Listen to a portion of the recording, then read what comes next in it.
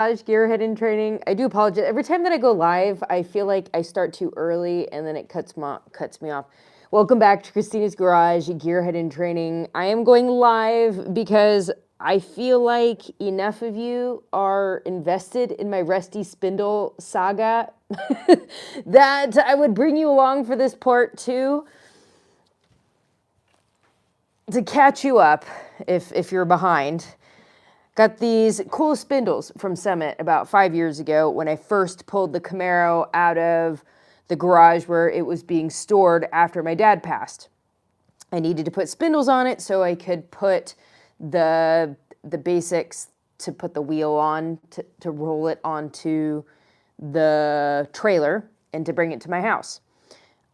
Being brand, like even more new than obviously at that time, I didn't know that when I bought these spindles, they had not been coated with anything. It was just the raw metal.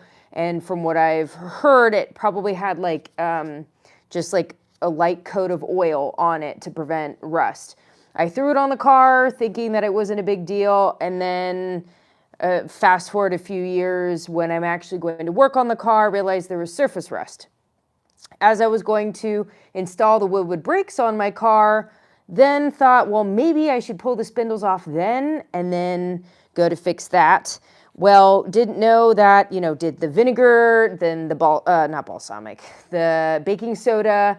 Didn't know that if I didn't like immediately dry it off with a torch and like really dry it off, that it started to rust within less than an hour. And then I did the whole process all over again the next day. All of this is on a long form video that I posted on my page profile, whatever you want to call it. Now I've gotten to a point where I did the 2 coats. It was like a primer slash rust like neutralizer, and then I did an actual paint. And the one thing that I did run into is that the parts that I didn't paint rusted a little bit because when I had the tape over it didn't actually, like, I didn't tape it off well enough in most of the spots that it like truly protected it. Jacob Dewey, if you guys follow him, he's amazing, really cool dude. He suggested that I get one of those, I keep forgetting what he called it again. See, I'm new to all these terms, but a tool that would like use a wire brush to clean this off. Went to the store to go pick one up and didn't realize I needed an air compressor, which I don't have one of those and I didn't want to spend a bunch of money to go buy one right at this moment. Then I was thinking, well, what about a, now I'm going blank on that name. It was a smaller rotary tool. And then when I went to the store to ask if they had a rotary tool, they're like, well, why don't you just use this? So I'm going to try this. I think I'm a little bit like scarred with the whole water situation when it gets wet and then it rusts. So I was just reading the instructions and it said remove any oil or grease, which I'm kind of a chicken to do right now after all of that rust. I think I'm scarred from rust anyway. Yeah, so remove any oil, grease, or dirt from the surface to be treated. And then also, sorry, if I'm still getting used to going live, I want to be able to see if you chat on here. Oh, why is that going weird? So I do apologize if I don't answer. I'm still trying to, because Instagram is so much easier, it like leaves everything up, but I think YouTube is kind of weird. Like it'll pop up and then disappear. So if I don't respond, feel free to bug again, and then I can make sure that I respond to your comment. Anyway, okay, remove the stuff, and then it says you can use a wire brush. Because I mean, there's not anything loose necessarily, but like there's some, I think that's just leftover baking soda, I guess. But it said to use a wire brush, but I need to clean up. I just don't want to take the oil off just yet.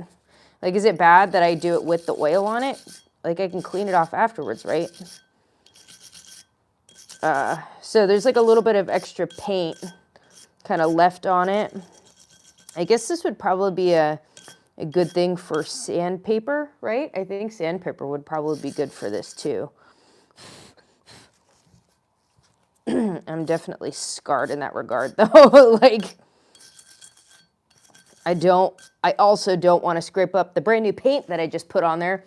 And taking off the oil, I think I need to use the acetone for that. I don't know how else do you remove oil other than like acetone, right? Or like soap. But even then, that doesn't always like fully remove it, right? I was hoping just to use a tool to brush it off. But supposedly this stuff like really gets rid of the rust. So we're going to try it. And I'm just preparing myself after all of the, like, not disappointment, but like messing up so much. I'm just mentally preparing myself. Because I get really bummed out when I'm, like, I've been having anxiety about getting back in the garage after getting back from LA, or Anaheim. I was technically in Anaheim for the media trade conference. I had not done work on the car in like a week because I was gone. Well, not a whole week, but 5 days. And I was definitely, I really don't want to take all the good paint away on the edges. So I guess that's one reason why a rotary tool would be good. So hopefully it would be like more flat rather than some of the paint on the edges I scraped off because I did. I don't know. It's like, maybe I'll erase this live afterwards, not being so depressed with myself. Gosh darn it, because the edges looked so good. And now when I'm trying to scrape this, it's the edge isn't so pretty looking anymore. Ugh. I'm really trying not to be angry with myself. See, the edge doesn't look as good anymore. I guess sandpaper would be good for that. But I don't have any sandpaper. Do I? I don't think I have any sandpaper.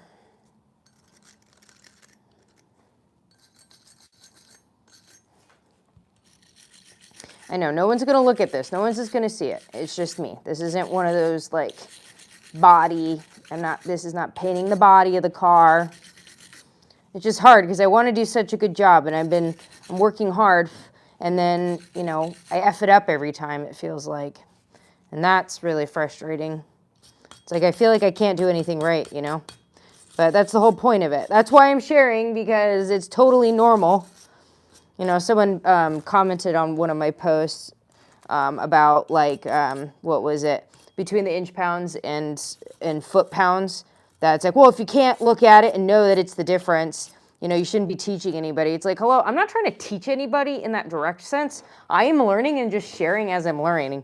Like, I'm not here going, I know more than you. This is how you should do it. No, this is me going, I'm trying this. Oh, look, I'm messing up. Maybe if you watch me mess up, you might not mess up the way I did, or maybe you'll be willing to go out and make mistakes like me, because, like, I want to encourage other people that this is a part of the process, not just, you know, you don't come out of the womb knowing exactly what to do.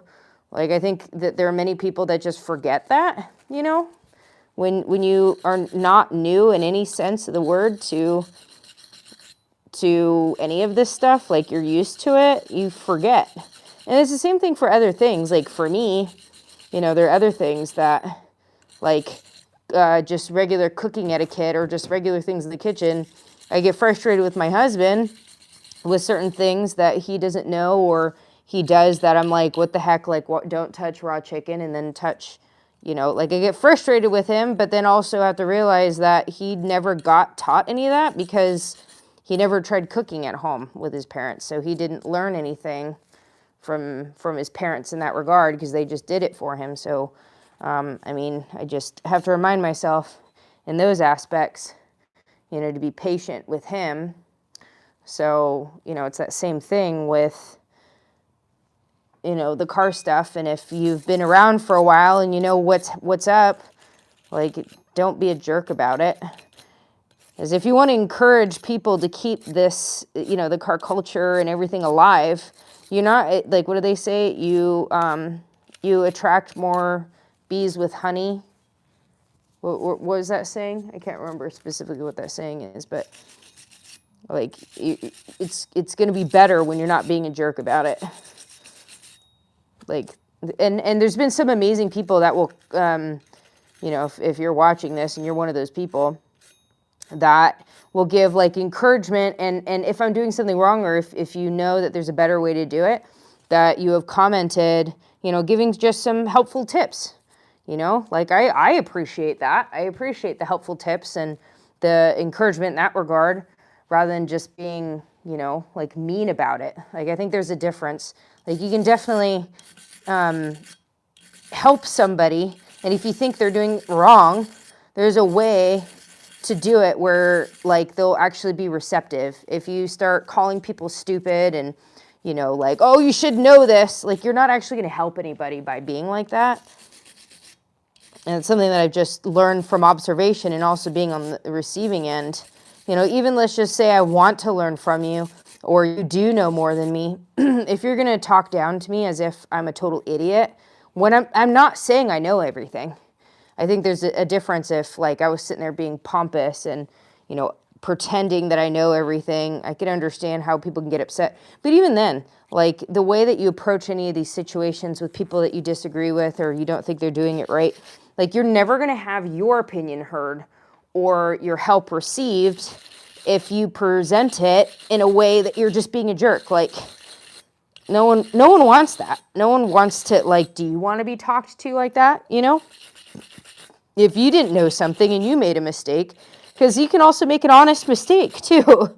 Like, we're not perfect. We're human. We're not like these, you know, beings that make absolutely no mistakes on the planet. I'm pretty sure that's how we learn things, right? Like, the first time you touch a hot stove, I'm pretty sure you're not going to touch a hot stove again after that, right? So, yeah.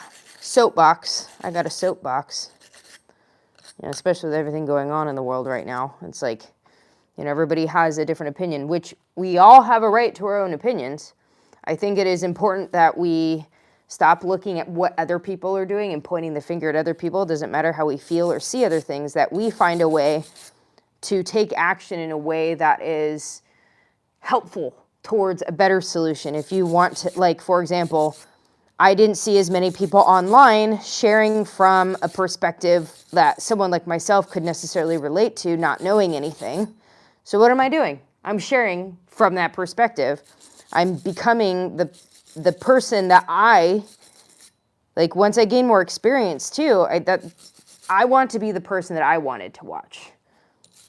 And that becomes everything else, right? I want to become the hero that I needed when I was younger, when I needed help, when I needed guidance. I don't see someone like that. And when the reality is that we can only save ourselves. People can set examples and inspire us, right? But they can't do it for us. Like, I'm not an alcoholic. I've never struggled with that, but my close family did for a very long time, and went through rehab multiple times, in and out of my life. Now we don't talk anymore, and, you know, that individual has made really detrimental impacts on other members of my family as well. And, you know, at the end of the day, they're the only ones who can change their own life. You know, it doesn't matter how much we want them to or how much we want to help. You know, it comes to every other aspect of our lives. Like, nobody can do it for us. You know, we sit and watch the news and scream at the news or social media or whatever. It's like, well, if all we're doing is consuming, we're just watching, not actually doing anything. How are we contributing to a better future if we're not doing something? And again, that is everything. Physical fitness, mental health, you know, other things within our professions. If we want to see and do something different, we have to take action and take responsibility for ourselves. Because you don't realize it, which I am learning over the last few years, is that you have a lot more power than what you realize. That every action that you take, you can make a big difference. When you think about it, like, there's individuals that have made history-worthy differences, and they were just one person. Obviously, having the support of others, and I have not done this journey by myself. That also doesn't change the fact that I need to put in the work too, though. Can't expect everybody else to carry you or people to read our minds to know what we want.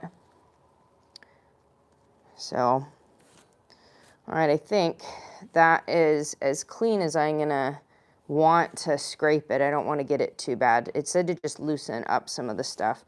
But it said to remove the oil, and I think the acetone is what I need to do for that. And the last time I did the acetone, it was very stinky, so I'm gonna use a mask. Even though I think that those bigger aspirators are better for this, I just haven't bought one, because you can still smell through these things. I mean, I can go on a tangent on that. These are one-time use, and that if you can sniff acetone in it, through it, that there's other things that can get through it too. But I digress. Oop, oop, oop. Yeah, I'm not gonna get that correct. I also don't want to get oil because there's oil over the gloves. Okay, so I'm gonna take this off. I had a hard time opening this up the other day, last week, because you have to like push down, and then last thing I want to do is get it all over myself. I think I was wearing more appropriate pants last time. No, they weren't that much thicker. Oh, gosh. I really struggled with this last time. When I was editing the long form video, I had to cut out like a whole section because it took me so long to take the top off of this thing. I'm just hoping that I can actually not make you sit and wait here for forever. Although, that's the beauty of a live video, right? Is that it's in real time. Oh, I'm struggling here. And then the goggles are fogging up. Come on. Because the last time, it was like the right angle.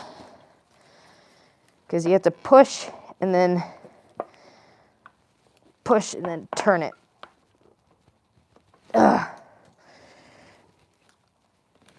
Jeez Louise. Because I think I did it with my palm like this, but I don't. It's like, I don't want to take the glove off and accidentally get acetone on me.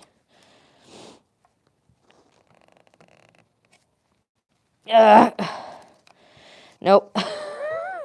Part of me wants to give up on taking the staying top off, because it is a workout. I just squished my pinky again. Jeez. I mean, I get it. You don't want kids to get into it. I totally understand that. But like, I don't know. If Jeff was here to take this off, he'd be able to pop off the top on this thing in like 2 seconds. I'm sure it's probably easy for you too, and you're sitting there. I wish I could just be like, hey, can you help me take the top off of this thing? That would be quite helpful. I don't know. Can I just wipe off the oil? Will that actually do anything? Like, I feel like I need to actually use something to take the oil off. I don't know. What do you think? Do you think I should use the acetone? And I mean, I'm really struggling here. Oh, well, the liquid's coming out. But I don't think the top's actually open, though. What the heck? Ugh. I guess it's like partially open.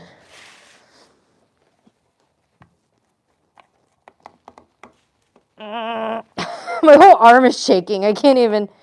This is redonkulous. Like, how in the world? See, it's coming out. So I've gotten it partially off the top. Nope. Nope, nope. Okay. Oh, jeez.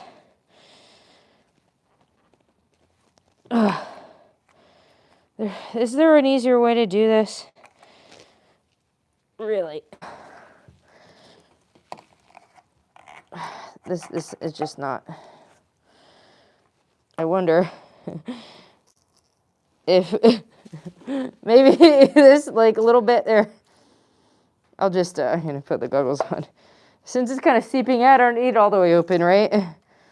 I can just use some of this. this. And I hope the acetone doesn't eat it might eat the paint if I get it on the other part. So I just want to just get it on the top. Like just on the part where I absolutely need it. Because last thing I need is for the paint to start stripping off. I'd start crying, no joke. After all that time I spent, I would definitely be very sad. Because I see, the dark color coming off, hoping that's not actually the paint. Well, I mean, like there is some paint on that part, which, okay, I can deal with it just kind of seeping out. It doesn't have to be all the way open. The only problem is that how do I close it all the way if that's fully closed? So I'm just gonna try to clean the oil off of these parts here. The acetone is stinky.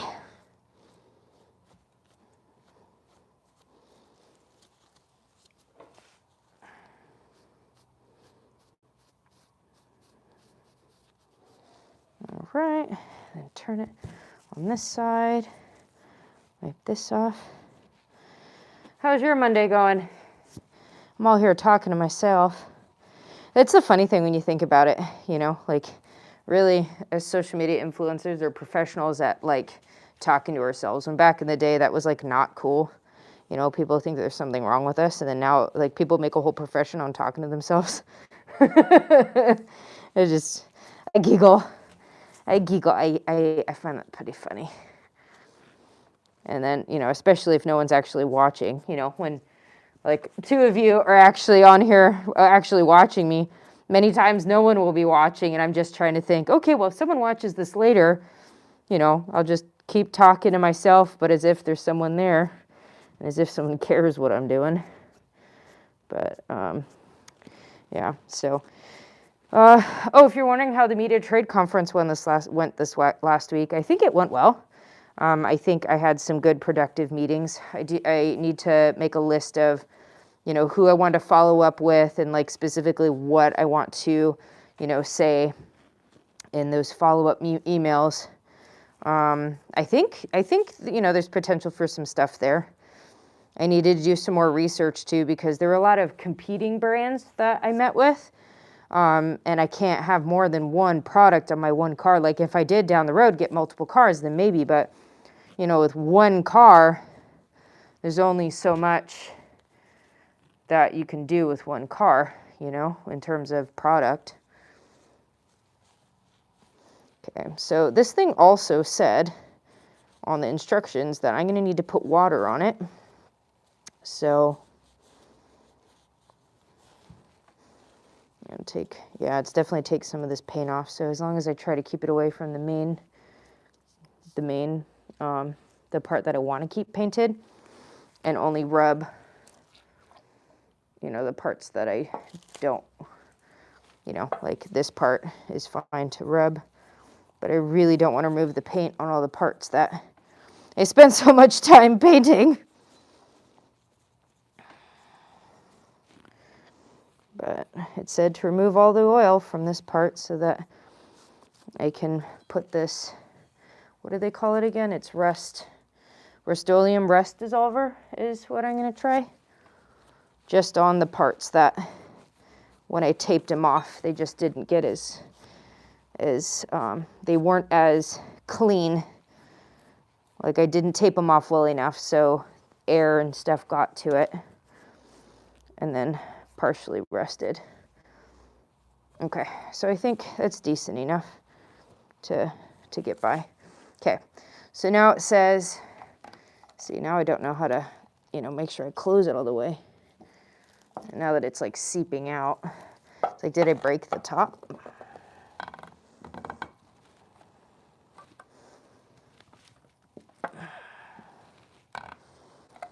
Yeah, I don't know. Ugh, and now it's like oozing. Okay. Oh, as I'm using the one that has all the... Okay. Okay, this says, Remove oil, grease, and dirt from the surface. On heavily rusted, use a wire brush. Disassemble, it's already disassembled. For best results, rinse metal with water to break the surface tension and apply rust dissolver on wet surface. Apply sprayer to spray, or turn sprayer to spray and apply rust dissolver gel liberally to the surface. If needed, use a brush to spread gel onto the surface. Continue to apply as needed to maintain a wet surface until the rust is dissolved. Do not allow product to dry on surface. Treatment time will vary according to the severity of the rust. Medium to light will be dissolved in 10 to 30 minutes or less. Because there's really, when I wiped it off, let's see. There's really not that much. More so on the back of this one. Just a little bit. So I think because this is supposed to really deactivate it. So I have a bucket of water over here I can probably take. Well, I don't know if this is actually good for me to breathe in or not, so I'll probably leave my mask on for when I'm using this thing. Okay, so I'm gonna put a little bit of water on it.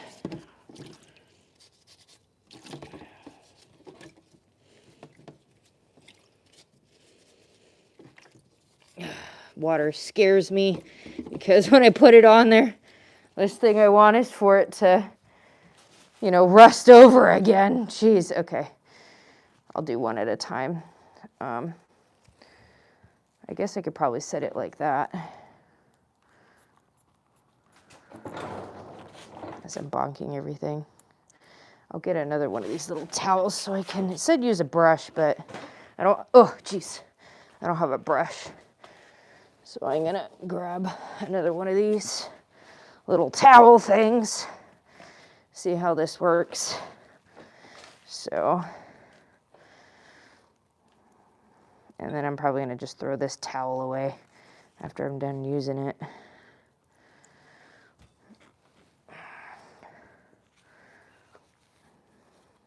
I could see why it says use a brush, because as I use this towel, it's rubbing it all away. So maybe if it's stinky.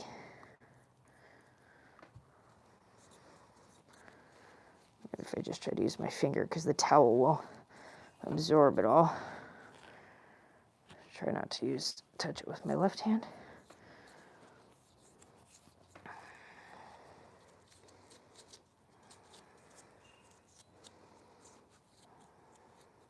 And it said it should be okay on paint, that it only reacts with rust. So hoping that that's the case, and that it's not gonna, and it's like a gel. I don't know if you can see that as it comes out, it's like a gel. Try to get it in all of these holes to make sure that if there's rust in there. And it said it needs to be wet the whole time. And then as soon as I'm done coating it, I'll turn on my timer, because it said 10 to 20 minutes.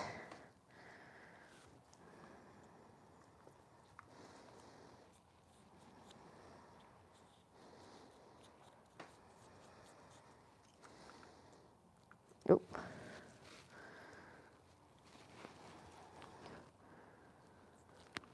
I really hope this works.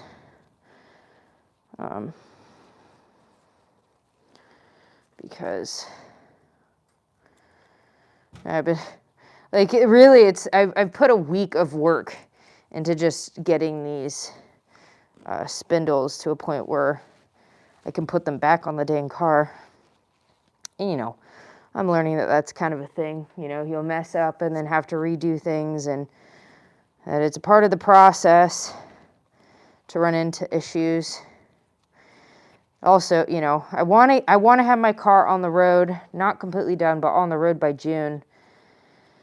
And, after running into all these issues, it just makes it so apparent that there is a massive learning curve for me, and it's discouraging. I'm hoping that, I need to do some research to make sure I can get an engine in the works, because right now I don't have an engine, and you can't exactly drive a car. I mean, you could do, the Fred Flintstone route, but I doubt that would be actually good to do. And it said specifically not to let this stuff dry, so I'm just going to be kind of babying this for a little while. So let's start the timer. And I'm going to get this one a little bit damp here. Oh, did I not get the front? I didn't get the front, did I? No, I did not. Did not get the front. Okay. Let that sit. And then I'm just going to continuously, it said to keep spraying to keep it wet. So that's what I'm going to do. But I need to get this one a little bit damp and get this one working. And then when you're done, you rinse it off as well. So, and luckily, because I was gone for the whole week, these had the opportunity to what do you call it? Had the opportunity to set, or I forgot what's the word I'm looking for. Not like it had the opportunity to rest or whatever that word is. I'm looking for. I'm just out of words at the moment, but yeah. So, yep. And I am going to back to Southern California soon, so that I can go pick up a Freedom Race lift for my foot, so I can actually put my car up on a partial lift, because mine's a pull-through garage.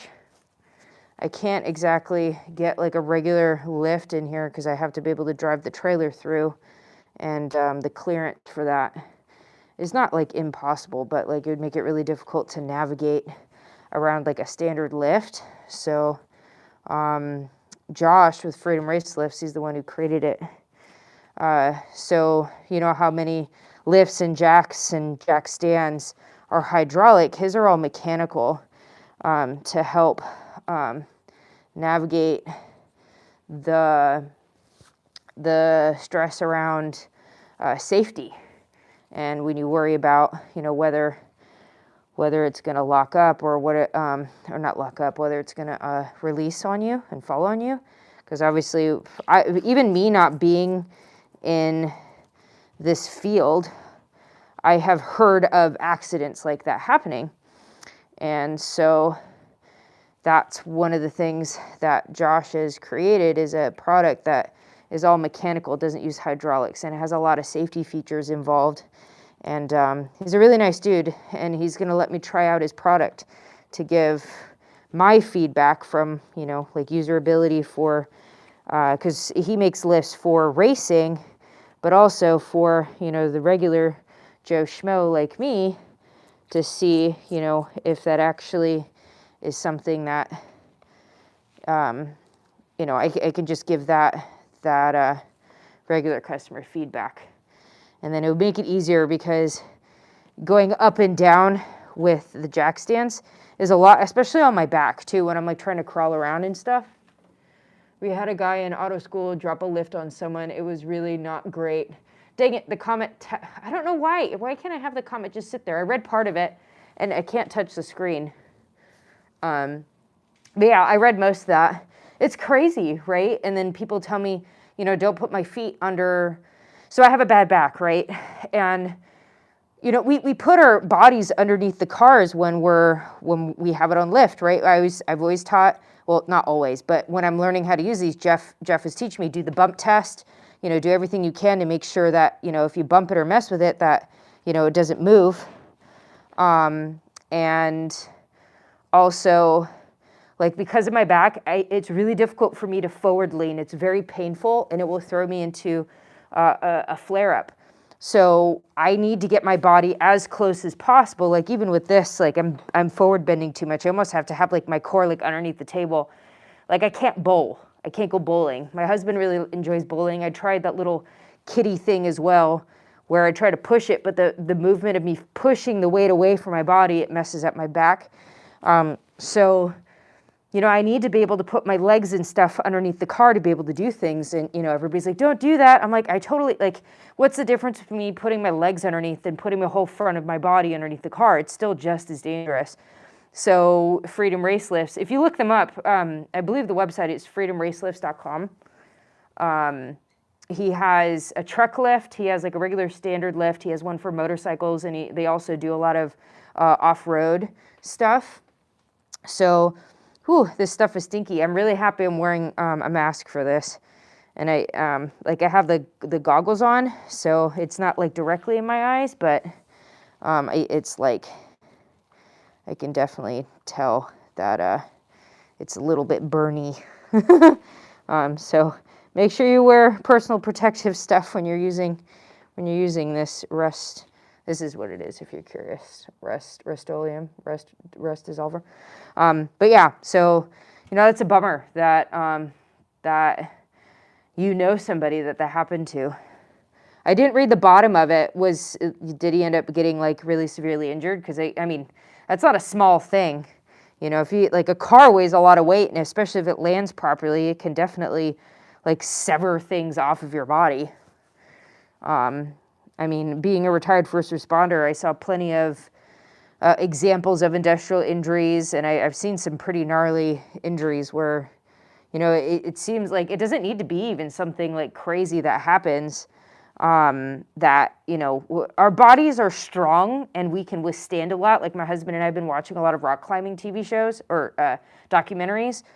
And like this one guy, he was following some snowboarders to get some footage, and he went off of a ledge and then smacked his head on a rock, and he had like a massive hole in his skull.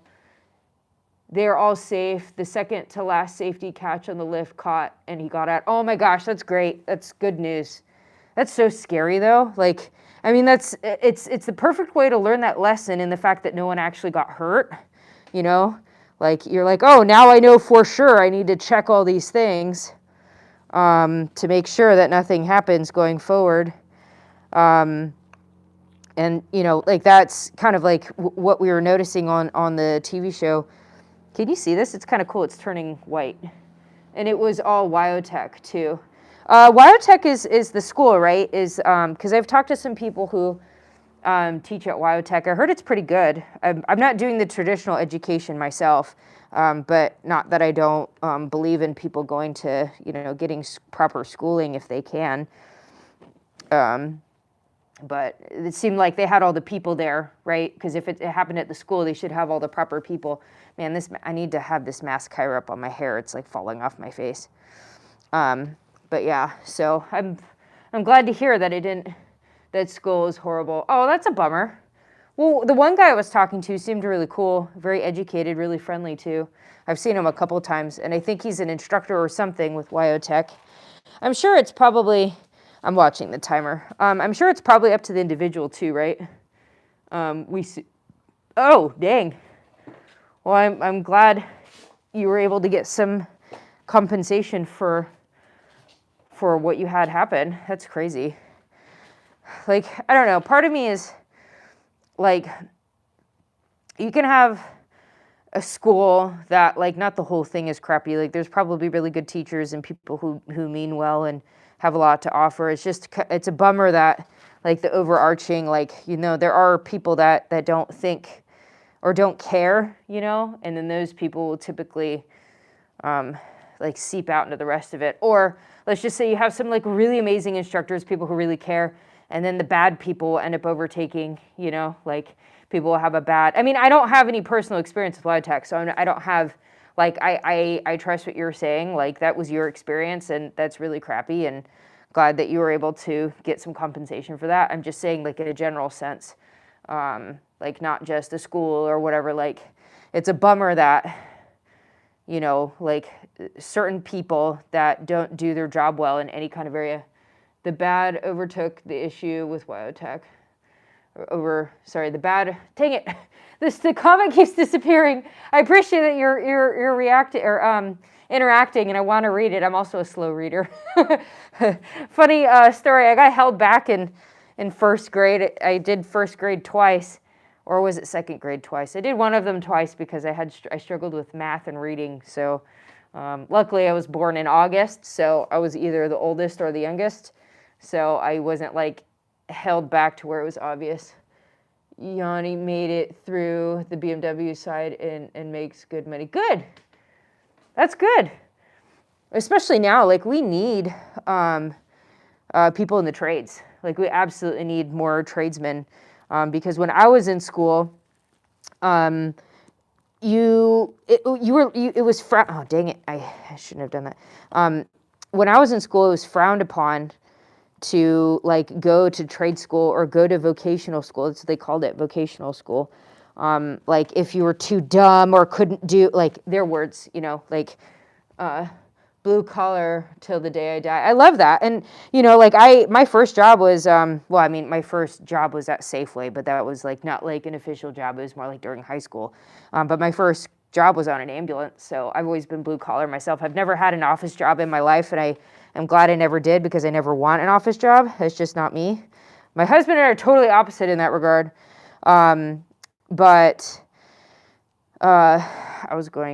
So, you know, it was really frowned upon to go to trade school because you had to go to the traditional four-year college, which I did go to four-year college, but I was also a blue-collar worker at the same time, and I got my degree in biology, specializing in physiology because I wanted to do something more within the health field, and then because of my injury, that kind of just shot that in the foot, so I couldn't do that. But, you know, we need trades more than ever, and that's one reason why, I mean, there's so many reasons why I'm doing what I'm doing.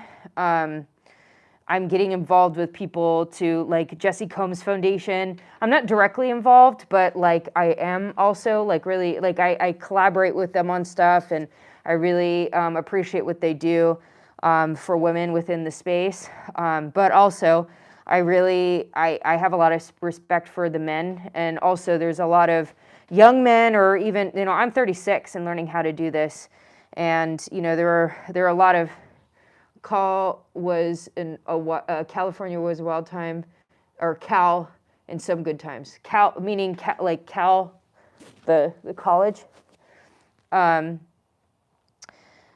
So, having this thing is really difficult to breathe in. And I'm not even doing anything. I'm just sitting here and talking. I guess that's a lot, right? Chatting your ear off.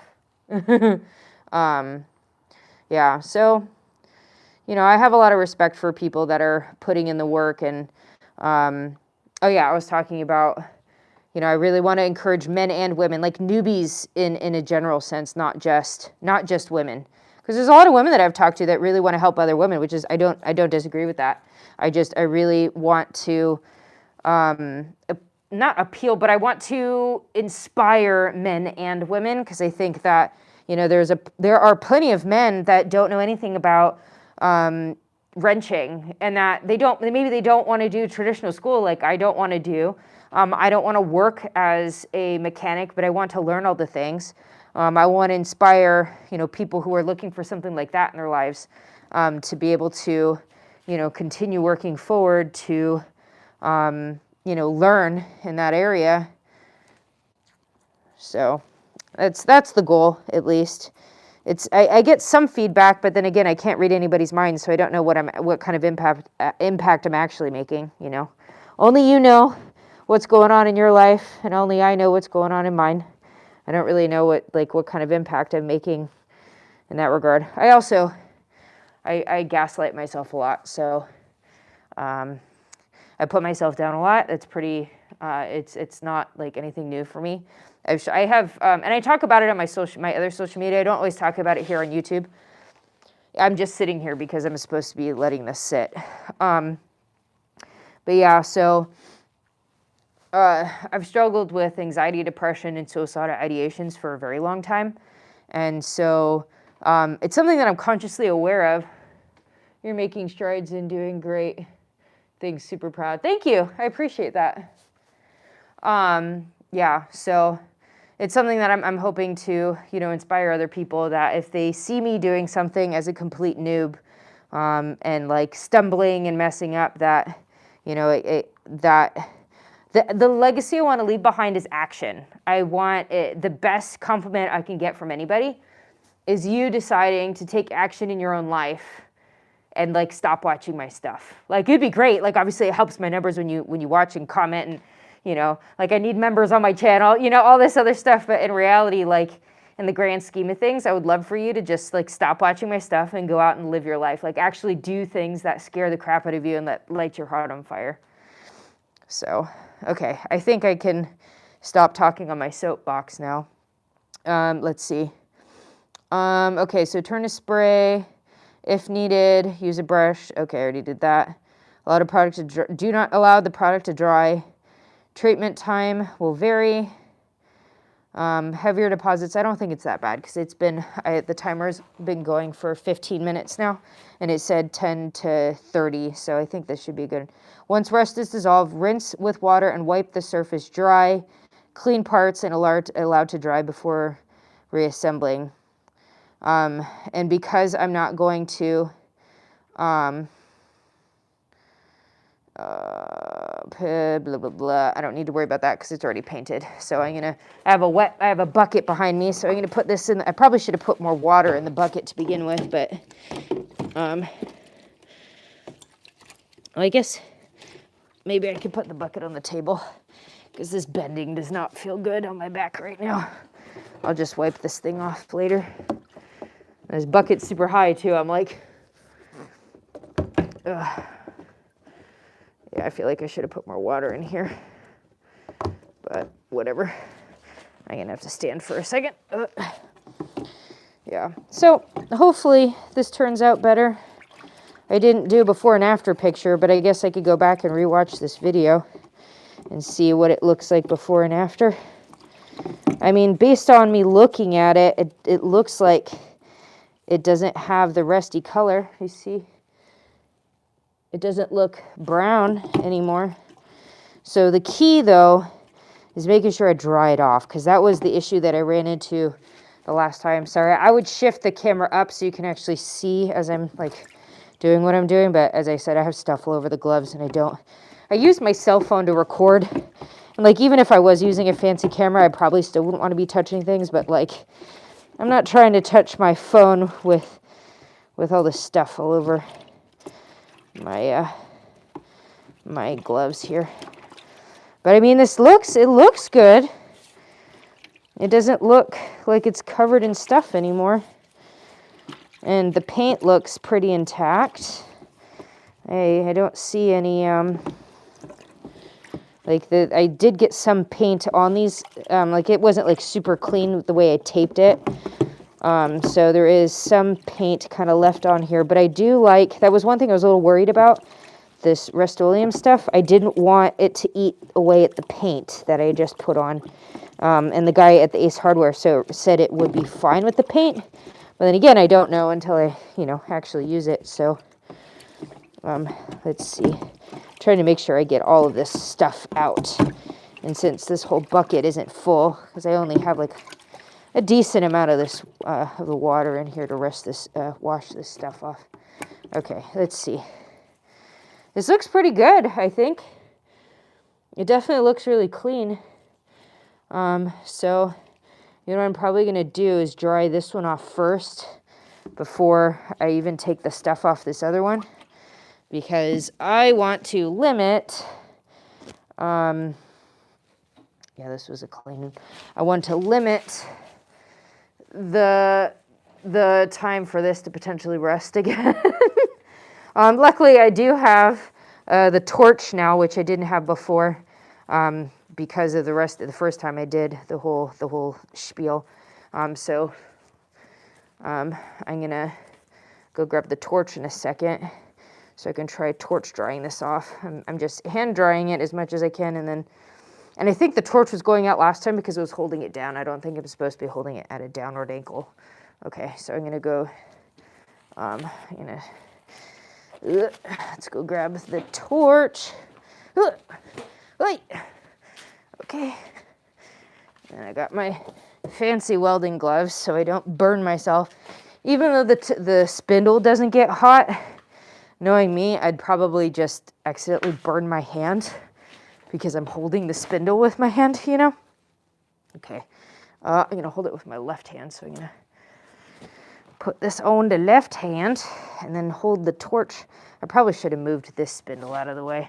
And I don't know if this stuff is flammable, so I should probably just make sure I don't accidentally touch that. Oh, I didn't even see what you said. The comment disappeared.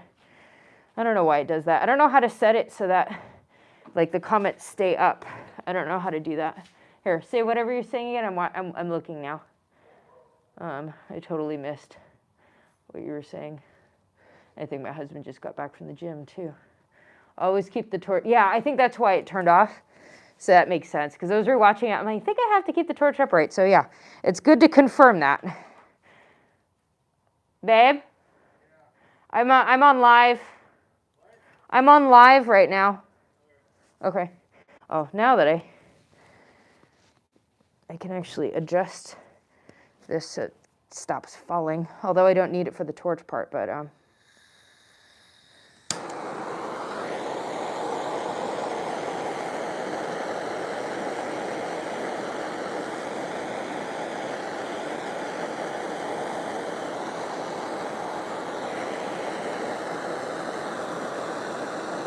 keeping it upright this time. All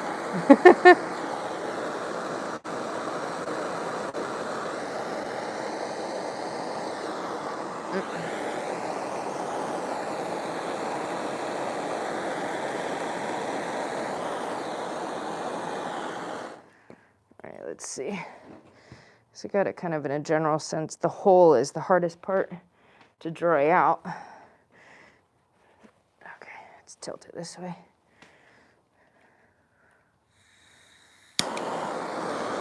Definitely is a workout. I'm like trying to hold my arm upright.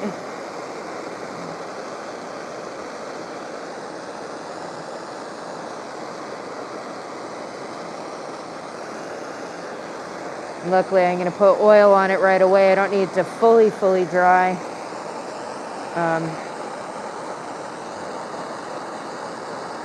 Just want to prevent this thing from getting rusty again.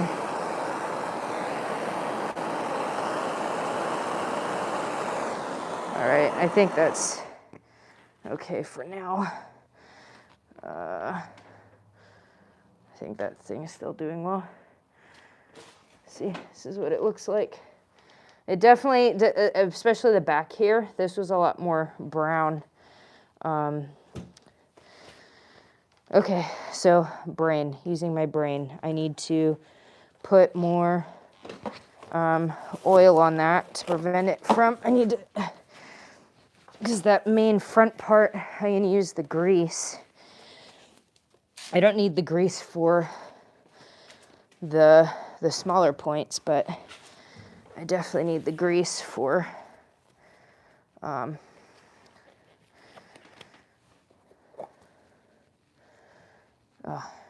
probably should put something down like right here, but I'm doing a great job of keeping a messy workspace. All right, so I'm gonna do this first on the main part here, because this is where all the bearings go for the brakes.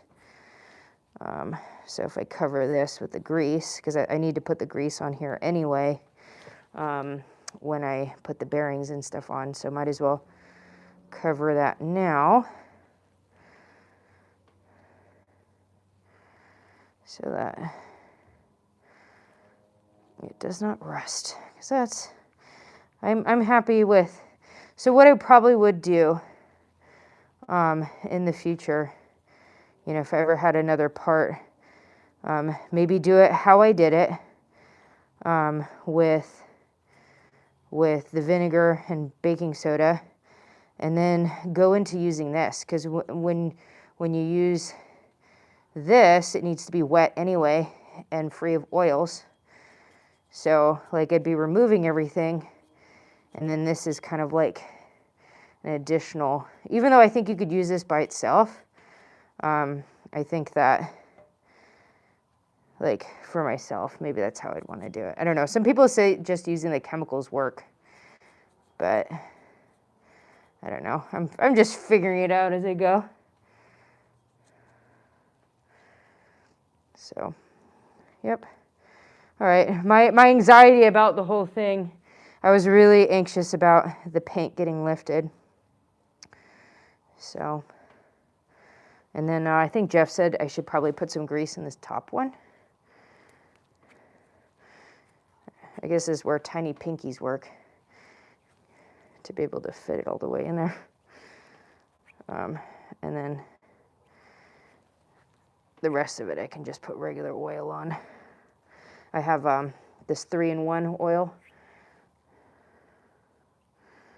So I'll put the 3-in-1 oil on the rest of it, because I think this should protect this well enough. The goal, I mean, do I want to do it tonight? I don't know if I want to stay up late tonight.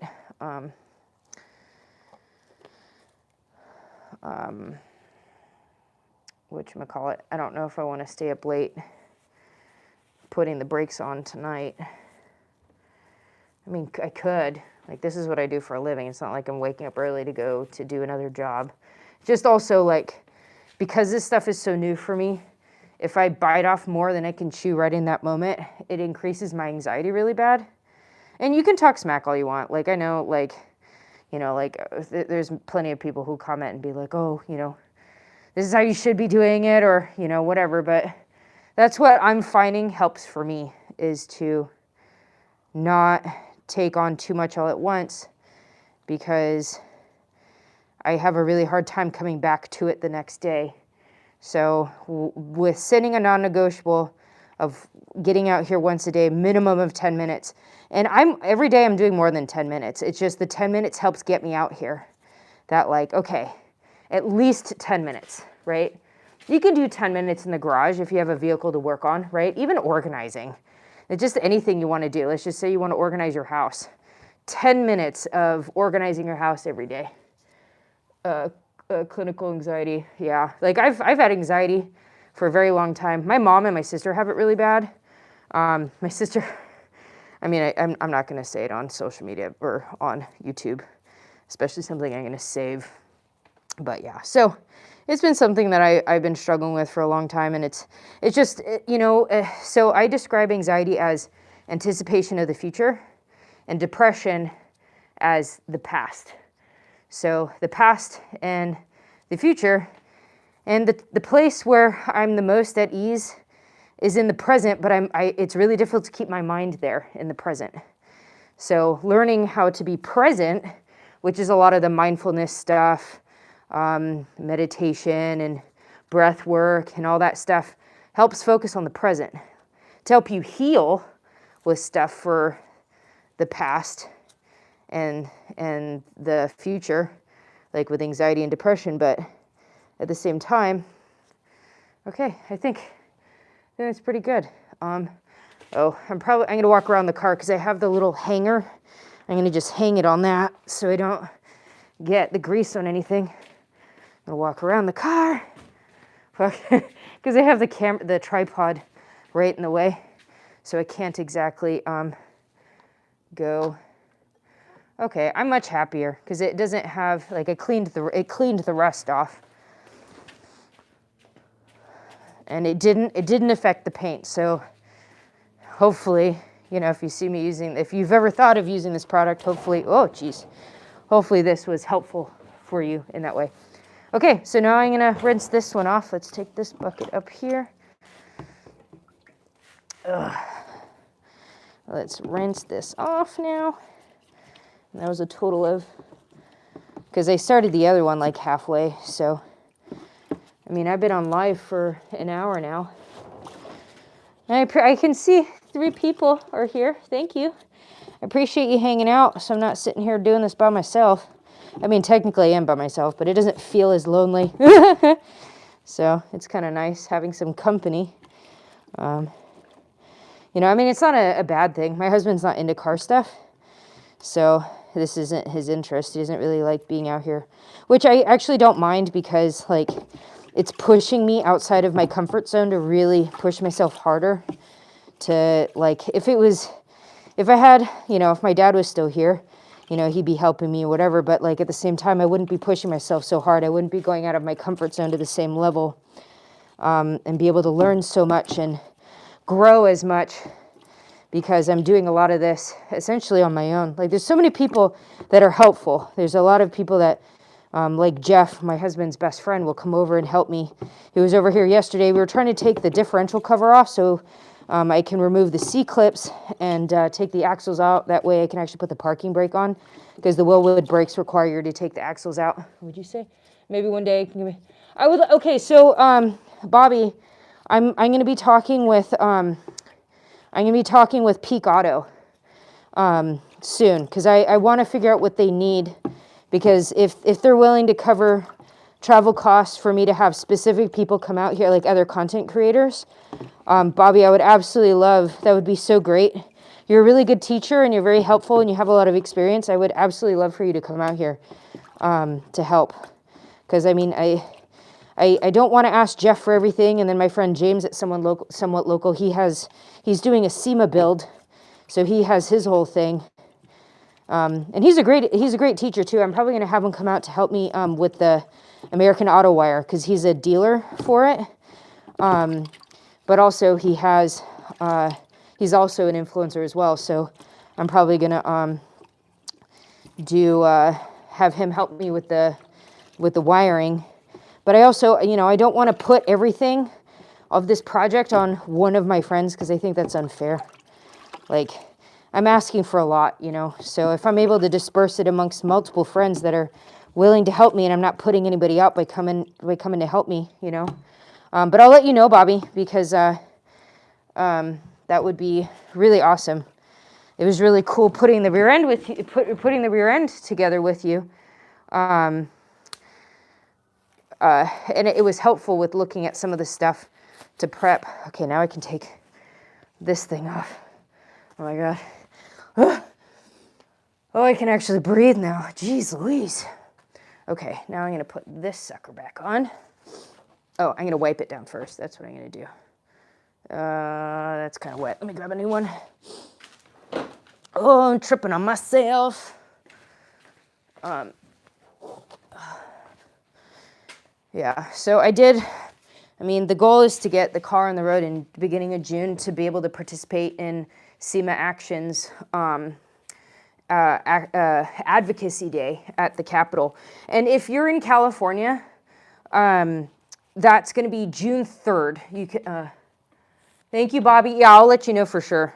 I'll absolutely keep you updated. I need to follow up with them this week, send them an email. I need to send everybody that I met this week an email. Or last week an email, and they're one, excuse me.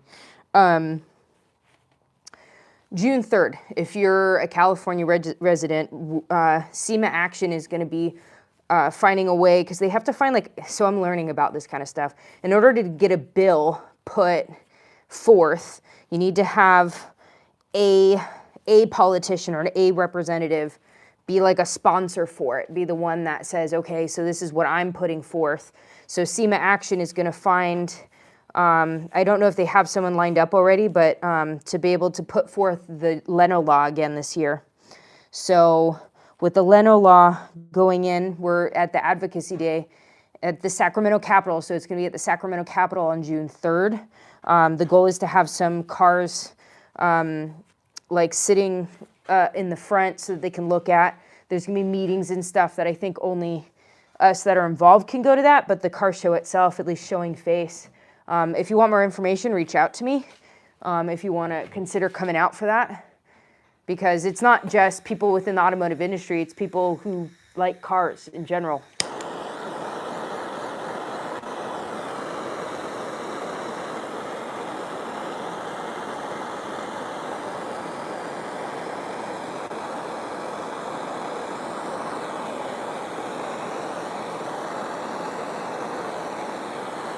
I do really like that using this chemical stuff, because when I didn't use the chemicals, it rusted almost, you could see some rust showing up almost immediately. Whereas I think because this chemical is disrupting, sorry, I gotta keep it upright, my arm is dying. That the chemical is working against the rust. It's keeping the time that it's actually starting to rust at least lower, because I haven't seen anything show up yet. Versus when I did it with just the baking soda and vinegar that at this point it already started showing signs of rust. Oop, trying to do this.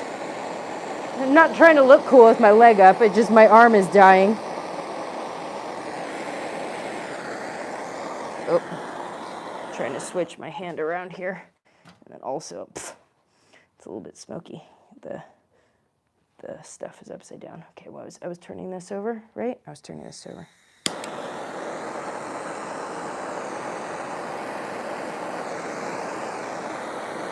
Oh, God. Okay, I think that's good. My arm is dying. Okay. Ah. Yeah, a little bit toasty. A little bit of chemicals in the air. I didn't smell it as much the first time because I still had the mask on when I was doing that last time with the other one. Okey-doke. Looks way better. Way better. So happy. Yeah, so this is kind of nice because if I would have done the other option, which I think it would have worked just as fine for getting the rust off, in these smaller places, like inside the hole and whatnot, I wouldn't have been able to do as good a job with a Dremel and whatever to get the rust off. Not that I couldn't, but like this product seemed to work really well. Like it looks, I'll show you. Like this whole back part here was a lot more brown and rusty before, where it's all like just that, just the metal now. So I'm gonna put fresh gloves on so I can put the grease. Yeah, I'm gonna breathe and let this, because I've been Dremel wheel wonders. Yeah, I wanna get one. I just, you know, money and all that, because I already needed to get some parts. I didn't realize I didn't have some of the bolts for the rear end. You know, as anybody knows who works on cars, that I am now learning is that this shit costs money. So I need to be mindful and spend the money where I absolutely need it first and let everything else kind of like come up later as it's absolutely needed. So this was a much cheaper option. Harbor Freight. Yeah, Harbor Freight has a lot of good stuff. I met with Carlisle Tools last week, so I think I'm going to try using some of their tools. I met with the Harbor Freight media at SEMA 2 years ago. I've done I did one video with them, went to my local Harbor Freight, but they usually don't have relationships with smaller content creators like micro influencers like me. So like, even though I do go to my Harbor Freight, I'm working on building relationships with companies now, and like Carlisle Tools, they seem, I mean, I got to follow up with them, but the meetings seem to go really well, at least from my perspective. And so, you know, if I can work on a partnership with them and learn more about tools and, you know, figure out what tools I need, then, you know, maybe that's the direction I'll go. But, I mean, Summit's really nice because I can just order stuff, and it's like gets shipped almost immediately. So it comes, like, the convenience factor of that coming directly to my door is huge. It's like, I think it's hard making sure I got right in that little, you know, the little crevice part. And then I'm just gonna I need to use my pinky for this because my index finger will not fit in the bolt hole. Okay, definitely happy I got this done. Like I did not want to come out here, not because I don't want to work on the car, it's just the learning curve is quite wide, or what do you call it? Steep learning curve. So I get anxious because I don't want to mess up, and I really care about what I'm doing, and I want to do a good job. I don't want to mess up my car, you know? Like, it's scary to think about. Let's have it sit this way, and then I'm going to take this glove off. Oh, I should have just wiped the glove. So being a retired first responder, we don't reuse gloves. We don't reuse masks. We don't do some things that I know that, like, you know, my friend Jeff, he'll reuse the same glove. And I'm like, anytime I took a glove off, thank you. I appreciate that. Anytime I use a glove, I throw it away. You know, like, I don't reuse gloves. That's just, that I just didn't do that. So it's just an interesting difference in culture. Because also, like when you use a glove in the medical field, you don't want to reuse those gloves because they're usually pretty gross. Although I did learn that eating burritos with gloves is like the most convenient thing ever because you don't have to wash your hands. Like when you're on an ambulance and you're eating food, if you just eat it with the gloves on and then just toss the gloves, like then you don't have to worry about the massive mess. That is something that I would use gloves for. But those would be brand new fresh gloves. I wouldn't be reusing gloves.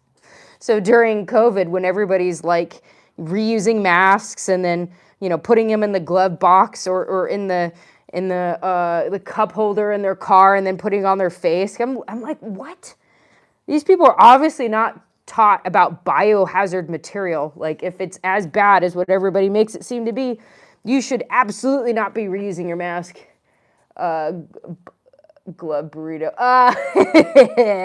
Yeah, no, there'd be fresh gloves.